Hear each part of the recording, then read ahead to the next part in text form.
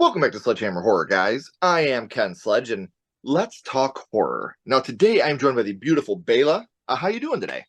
I'm great. How are you? I am doing so much better now that I have you here.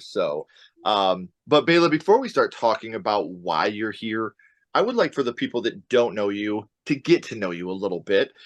You are the co-host of the Tre Bae podcast, the host of Awkward Last podcast, as well as a high school English teacher. Son of a bitch, you're going to call me out so much during this interview. Obviously, thank you for what you do. I was a parapro for a long time. And so, the effort that you put in, I had to work with one child. You work with 30 at a time, and you have to feel the love and respect and admiration for every single one of those kids, where my focus was one. So thank you for what you do. I know it's an underappreciated and over needed job. So again, from the bottom of my heart, thank you. It's not easy. But I want to talk about the podcast here a little bit. Now, you're the co-host of the Tre Bae podcast. Can you tell me a little bit about how that got started? Me and Trey, we kind of met like through Instagram, and I had a previous podcast before that was just talking about movies, and we actually started to talk about a horror movie, Vampire in Brooklyn, and I gave it a really low rating, and he didn't think that was fair. So we just became friends from there, and then after that, we were like, why don't we? Because he's a local radio personality. Sure. Um, so we were like, why don't we do a podcast together? And it went from there. And he has a very different way of looking at life than I do. I was raised in like the gated communities, and he was raised in what he likes to call the ghetto. So, so Well, yeah. it's amazing because one thing that I absolutely adore that you just said was you guys disagreed on a movie and you came together as friends about it. Like that doesn't happen very often. A lot of Right. people are very, very passionate about what they like and what they dislike. So the fact that you guys were like, "Hey, I like this. I don't like this. How about we start a podcast? Like let's become friends and see each other's point of view, which we should do a whole lot more of in this world." Absolutely. Um, and then you got the Trey and Bay podcast, which hopefully you guys are seeing Trey on here soon too. But also you are the host of the Awkward Last podcast. Can you tell us a little bit about that? So the Awkward Laughs podcast, honestly, it's like brand new, so brand new that episode hasn't dropped just yet, but it is more so of a mental health and wellness podcast. Okay. So while Trey and Bay is more focused on movies and like social media and things of that nature, Awkward Laughs is more so based on like the mental health and wellness. But there will be episodes because I love movies, I love film. There will be episodes that are kind of centered around that, but still with like a mental health kind of center. That's awesome. If you're ever looking for guests for that, I'm a very, very big advocate of men's mental health. I fight for men's mental health a lot. So if you're ever looking for a guest, please, you know the number, Yes, reach out. I would love to come on and talk about the importance of men's mental health and how we need to get rid of the stigma that men can't talk. So if you are absolutely. ever looking for somebody, please keep me in mind for that. But we're not here to talk about me. We're here to talk about you because you've been a horror fanatic since you were a child, thanks to your Yes. father's love of vampires and werewolves. Why I wore my Universal Monster shirt today. You consider yourself a movie buff with your superpower being that you can name almost any actor from a movie and at least name another movie they've starred in, even if you haven't seen it, thanks to your superhero adult ADHD. So it's amazing that you have all these different feathers in your cap, and it all started because you and your father had a shared love of horror. Like that is what I think is so special about the horror community is, and that's why I love to talk about how horror started for us because I don't remember my first action, my first comedy, my first drama. I remember House 1986. Yes. So, to be able to talk about this and bring back those memories of you watching, Wolfman or Dracula with your dad, I think is super, super cool. So, was your dad always okay with you being into horror? Absolutely. Like my mom wasn't. So like when my mom was at work, I would be at home with my dad watching the horror movies. And I'm not gonna lie, there were a lot of movies like looking back, I'm like, why did you sit here and let me see this like at such a young age? But I'm really grateful. Like my dad and my uncle are actually obsessed with the movie Blade. They just think he's like the coolest character ever. But just seeing their love for film and seeing my dad just always go to Blockbuster and we went straight to the horror section. That's Yes. really what started to cultivate that love. Yes. And it's funny because I've talked about this on almost every episode, but I feel like it's so important for people of our generation. I'm a bit older than you, but you know, YouTube for us was walking up and down the horror aisle looking at the covers. Like that's Yeah. how we decided what we were going to watch. We didn't have trailers in our pockets. So, you know, going to the video store and picking out the movies that we wanted to watch, that's how we based it on. Or maybe you saw a commercial on TV at one point and were like, man, I got to remember this because I want to watch that someday. You know, it Yeah. wasn't as readily available as it is today. So, you know, I love talking about the fact that you have two different podcasts. And by the time this episode airs, Awkward Laughs should have premiered. So, the best thing you guys can do is follow these links down in the description. So that way you're following Baela on social media. Make sure you're catching up on all the things that she's doing with the podcast. Make sure you're subscribing, leaving a great review, giving it 5 stars because it really helps to build these channels way more than you can possibly know. So, in order for you to have, you know, a horror podcast, and in order for you to be such a big fan of horror, horror had to start for you somewhere. So now, Baela, I would like to go back to the past and talk Okay. about what it was that got you started in the horror genre, your first horror movie. And Baela, your first horror movie was Scream 2. somewhere out there. J Dev is just laughing and smiling. He's the biggest Scream 2 fan in the world. So the fact that I'm going to talk about this today, J Dev, if you're watching, I know you have the biggest smile on your face, my friend. So, Baela, how old were you the first time you had seen Scream 2? I was 5. I was 5 years old. Woo, woo. Like, What a young age to start at such a good movie. oh my gosh. I remember it like it was yesterday, like going to the theater to see that movie. Mhm. Oh, and you saw it in the cinema too. Yes. Yes. Oh, was it your dad that took you? No, I went with my older siblings. I'm the youngest of 6. So my older siblings, they really wanted to go see it. And the oldest, he's 13 years older than me. So of course he was able to Okay. get into the movie easily. So he was kind of like everyone's chaperone. Like everyone was like 18, 17. So here I am, this little 5-year-old. And my parents were like, if y'all are gonna go see this, you have to take your little sister. I'm like looking back, I'm like, why would you make them take me? Thank God they did. Absolutely. Absolutely. Now, Because I've always said, and again, this is just my opinion, guys. I'm in no way certified or educated enough to say this is a fact, but I feel like the kids that watch horror at a young age and get the education to go along with it to learn right from wrong, it helps them become more grounded in reality because they know the differences between fact and fiction, fantasy and reality. So it really helps us to build ourselves into being better people with better character because we know the difference between right and wrong. But yes. again, as an educator, you know, it always comes along with education. You can't just throw horror movies on and be like, learn the difference. You know, you got to be able to educate and mold that young mind into knowing the difference between right and wrong. So, Scream 2, again, very big fan of this movie. I adore the movie very much. But do you remember which scene it was, Baela, that affected you the most?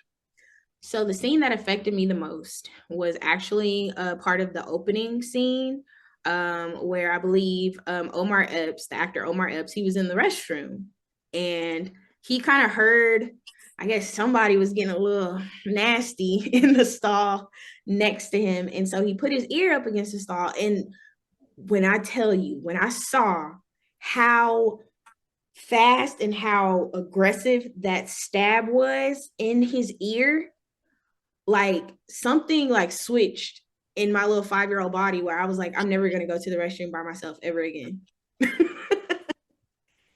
Your parents were really happy you went to see this, aren't they? Oh, they were like, because after that, I made my siblings stand in the door. Anytime I went to the restroom, I was like, I think it happened for like maybe like 2 weeks straight. I was like, can you stand here and watch me pee? And they That's were like, so funny. it was embarrassing looking back at it, but that scene, just to know, like, I don't know, like the restroom is kind of like a place where it's, You should be safe. and you're very vulnerable because I mean your pants are down, or you're just trying to handle your natural bodily functions, and you get stabbed in the ear. Like Yeah. what? And you look at this, and even movies like Psycho, What Lies Beneath, the showers, the bathtubs. Yes. You're right. Like that's when you're the most vulnerable. When you're naked, you're at your core. Whoa, whoa, whoa, hold on, give me a second. Let me pull my pants up, bro. And Right. what I don't get about this scene, and this is something that I've argued about for years. I love this scene. The scene is scary, but who the fuck did Ghostface know when his head was up against that door? Like, did Ghostface have like a mirror? Like, gotcha. Like I'm like, exactly. So I'm like, was like, so okay, of course there's two Ghostface in that movie, but of course one of them was a woman. So I'm like, was she the one that was in right. the the outfit and the mask? And was he the one that did he just so happen to be in there and kind of like tell her when to do it? Like, how did that work? Looking through the crack, like, Right. Okay, now. I've always thought that it was her in that stall because there are definitely feminine sounds coming from inside that stall. Yes. This isn't Mickey going, uh, these are definite feminine sounds. That's why Omar F's like, huh? Absolutely. Hold on a second. What's You know, going what, on? what's going on over here? So I definitely understand that. And then you get the moment right after that where everybody's in the theater, they're all having a good time, and then she gets all stabbed up and she goes up on Oh, stage, and everybody's at first like, yeah, all right. And then they finally see her, then she lets out that guttural scream right before she dies. Like that seems like such a fun movie experience until that moment. Like everybody's having fun, they're in their ghost face costumes, everybody's having a blast, and then this happens. So and it's amazing that Scream has always had a penchant for having amazing horror openings. oh yeah. Um, and now it's to the point where when we see somebody in the opening of a Scream movie, we're like, shit, they're dead. Like, damn it. They subverted us once in Scream 5. But besides Yeah. that, every time we see them, we're Yeah. like, Yeah. shit, damn it. Um, so we know which scene affected you the most from Scream 2. But Mhm. what would you say your favorite scene from the film is? Ooh, that's a good question. My favorite scene from Scream 2, the pole had went through one of the detectives' head. That was so gruesome. And when they're trying to climb over the Ghostface killer, oh, I'm like, this scene does it for me every time. Even though I know it's gonna happen, it's built so much like suspense because you're like, is he gonna wake up? Like, what's gonna happen? Oh, Pull his damn mask off. like just that scene was so good. And then I felt so bad because the best friend, of course, she ends up, Gets she's it like, right afterwards, man. And a part of you is like rooting for her, but another part of you is like, is she in on this? and you know what? Look, I believe I was like just doing like some research and of course watching like all the breakdowns and things like that. I know that in the original script, She she was was. supposed to be one of the killers. Yes. That Yeah. would have been so cool to have her. And I mean, because look, I love Mickey. I think that Mickey's a great character. I love when he's clapping along, when Jerry O'Connell's doing his thing. Um, but he just doesn't have enough screen time to make it impactful when he's revealed as a killer. You're like, wasn't that the guy in the classroom at one point? Like, His motive just was like, I was like, so you're just crazy. yeah, You're just crazy. yeah. Okay. So, like, I would have loved to see her have something to do with it. Two female killers at the time, one being a person of color. I think that would have been a great jump to be able to have that because, especially now, we're really starting to appreciate what women do in horror. Oh yeah. It's something again that I'm a very big advocate for, and I've always said women built horror, women created horror. They've been kicking. You have your final girl kicking the shit out of big dumb oafs for years. Oh They yes. are the ones that kick ass in horror and they rule horror. So for a movie like this, I would have loved to have seen two people that are female be the killers at the end of it. Before that would have been way ahead of its time at this moment. Oh yeah. You wouldn't have had two masked female killers that would be able to carry out what these two ladies are capable of. And I wish the original script would have went that way. I think it would have been a really cool, very impactful way for the movie to end with both of them coming out. Yeah. And then you end up feeling bad for the boyfriend. Like he's up there crucified on the thing and they just Oh shoot him. You're like, my come gosh. on, that was the fat kid in Stand By Me. Give him Oh, some love. What are you doing? Like, like when they shot him, I was like, no, like I like audibly, I'm like, no, oh my gosh. Like, and I feel so bad because like that was like her, now granted she did like love Billy, but like Yeah. that was like like she was able to give her heart to somebody else after all of this terrible like stuff happened surrounding a boyfriend.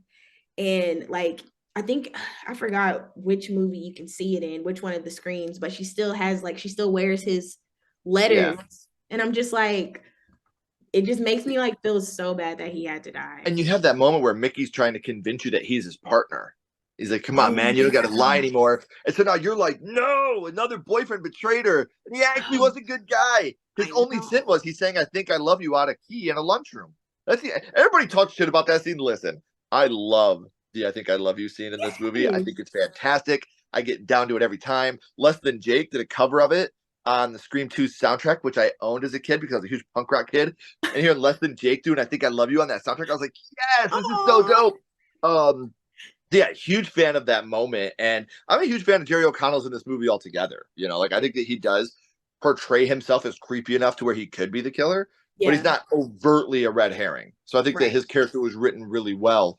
Um, so we talk about the kills in horror movies, obviously, and kills is something that us as horror fans we live vicariously through. Yeah. But what I hate saying favorite because it's dark, but what was the kill that really stuck with you the most from Scream 2? Randy. Like I feel like he was killed off like way too early. Like Mhm. I wanted to see him, I wanted to see his character kind of evolve and like kind of go on. And granted, yes, I get to see that through his niece in Yeah, the more recent ones, but like, love Mindy. oh yeah, I love her. Like if I could Yeah, say one of my favorite characters, it's definitely Mindy. yeah, I don't know how her brother has these inhuman ways of staying alive. fucking Chad, man. How do you get stabbed up so much and you're still he's the new Dewey, I guess. Yeah, I'll say Dewey did the same thing. You know, Dewey's like, I'm But gonna pass this torch to you, Chad. This shit sucks. I'm You get like, stabbed Dewey now, just bro. gets stabbed once, and then it's like, okay, I can see that. But like Chad got stabbed up a million times. But back to Randy, yeah, that kill like really hurt my heart because like I feel like he he cared about Sydney so much. Yeah, And then on top of that, like the way he got just snatched, I'm like, why would you put your back to a van? Like, you, like, come on. we learned that in third grade, bro. Vans equal bad. Stay Yes, away from like, them. So terrible. yeah, we know which kill affected you the most, and when we talk about a franchise, at the time of filming, Scream is 6 movies deep. We are getting a seventh film. Kevin Williamson, Nev Campbell are returning for the seventh Scream film. Unfortunately, we had the stuff that went on with Melissa Barrera, and obviously, we all feel for her, and it's a terrible situation. And I'm hoping that they can buy Spyglass out at some point for Scream 7 to bring Melissa back. I think that you should never be fired from your job for speaking your mind about politics, unless you're inciting a violence or you're trying to get people hurt or massacred. I don't think siding with a certain side of anything should get you fired, whether it's the side I trust or not. So, Right. justice for you, Melissa. Hopefully, we can bring you back to the fold because you definitely deserve to have your story finished. Please. But at the moment, like I said, we're 6 films deep. But which one? We know 2 is how it started for you. But Yes. since we're talking about a franchise, I gotta know what is your favorite movie in the Scream franchise? My favorite movie in the Scream franchise would probably have to be Scream 4. Oh, Oh no! I What? fucking hate that movie. I You do. wait more than the third one? Way more than the third one. Honestly, I love the third one. Dead serious. I love it. I really do. I And know. I don't like that one. See, and I've talked about this before. I'm sorry, guys. I got to go on a little bit of a tangent. I know people hate the voice changer in 3. I get it. They hate that shit. But could you imagine? Scream 7 starts, right? And rather than having a kill in the opening, you have Gail, you know, and she's doing her weather report and stuff. They're like, now we're going to hit the phones, guys. Gail, you have a call coming in. And it's Dewey's voice. And he's like, why'd you let me die, Gail? I was always there for you, Gail. You weren't there for me, Gail. And then it slowly goes into Ghostface, and then Scream 7. You know, that's the way you can bring David Arquette back into the fold. And it's Yeah, instead of getting a kill in the opening, it's a huge emotional gut punch. So that could be a huge tearjerker to start the movie off. I would. I would love to see that movie start like that, you know, because then you have Gail like, Dewey? Dewey? You know, Oh like, and my then her waterworks gosh. start. Okay. Okay. Like, Okay. I'll be honest with you. The thing that really bothers me the most about Scream 4, and this is such a childish thing, I know, but I hate fake outs. I hate them. I can't stand them. I loathe them. And when this movie started out with literally 2 fake outs, it took me out right away. I was like, are we fucking like we did the one? And I was like, okay, cool. At least I got to see Lucy Hale. But they did it again, and I was like, I'm done. This is stupid. I hate this. And then I went back to watch it later, and like I love the characters in the movie. I think the characters are phenomenal. I think that the reasoning for the Ghostface killer is something they haven't done as good since. But Mhm. there's a lot of like color things in the movie that are really weird, and a Yeah. lot of the pacing is quite slow for me for a Scream film. Um, but yeah, it's my least favorite in the franchise. But however, if you have a franchise of 6 films and the worst one you've done, in my opinion, is Scream 4, you have a fucking great franchise. So Absolutely. I say Scream 4 is my least favorite Scream film. I said I hated it. I don't really hate the movie. It's my least favorite of the franchise, Yeah. but it's better than a lot of best in other franchises. So I think Mhm. Scream is the most consistently good franchise out there. I put it up there with Evil Dead and Child's Play as my favorites. So I do Absolutely. like the movie, but it's just lower on the totem pole for me. Um, so we've talked about Scream as a franchise in whole, and now since we talked about your first horror movie and your favorite in that genre or in that franchise, Mhm. now I got to throw a little bit of a curveball at you, Baela. My little buddy Ghostface is here, and he does have a question for you. Okay. What's your favorite scary movie, Baela? What is your favorite horror movie of all time? My favorite horror movie of all time is The Thing, 1982. I love that movie. I watched it. Obviously, I was born like 10 years after that movie came out. And I didn't watch it till I really got into like I know, until I I got, feel so goddamn old. I'm sorry. You shouldn't feel old. You look great. You look great. Thanks. Yeah, geriatric Ken looks great. Somebody get him his prune juice, please. What Okay, time is first it? of Oh, all, it's almost 7. It's almost my bedtime. Jeez, I missed the early bird special at 4. Damn it. I drink prune juice for fun. Like I actually like the taste of prune juice, so not too much on prune juice. I'm sorry. Okay, but that movie is so good to me Yeah, because I feel like everybody says it, the practical effects. yeah. They've um they still look good. They They hold like up today. that's the word I was looking for. They hold up like it's not all that stupid CGI. Right. All and then like I'm really big on like things that gross me out and Mm-hmm. that also scare me. One, my biggest fear is aliens. I'm Mm-hmm. terrified of aliens. I do Sure. think they exist. Do I want Of to meet course. them? Absolutely not. Right. Especially if it's a xenomorph. Just No. I'm gonna spontaneously combust. Right. And also like things that are like gross and slimy. I can't Yeah. stand slimy things. And all the KY jelly that they used in that movie every time. And then like the scene where the his head separates from his body. I'm not gonna lie to you. I close my eyes on that scene every single time I watch it. I And cannot. I've said this 1,000 times. The Thing may not be my favorite movie. I think The Thing arguably is one of the best horror movies ever made. And the most underrated thing about that film that nobody ever really talks about is how amazing the score is for The Oh Thing. yes. Like such an underrated score. When people talk about John Carpenter, it's always Halloween, Halloween, Halloween, and I'm like, look, Yeah. the Halloween score is fantastic. Um, Obviously, Halloween, the score sold the film. We all know that. We all know Absolutely. the film couldn't get bought out until they heard the score. That's what sold the film. The Mhm. Thing to me is a better score overall than Halloween.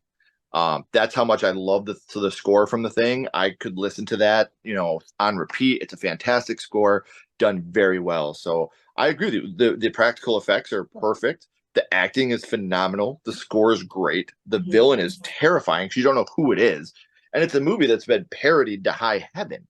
That's Yeah. the impact that it's had.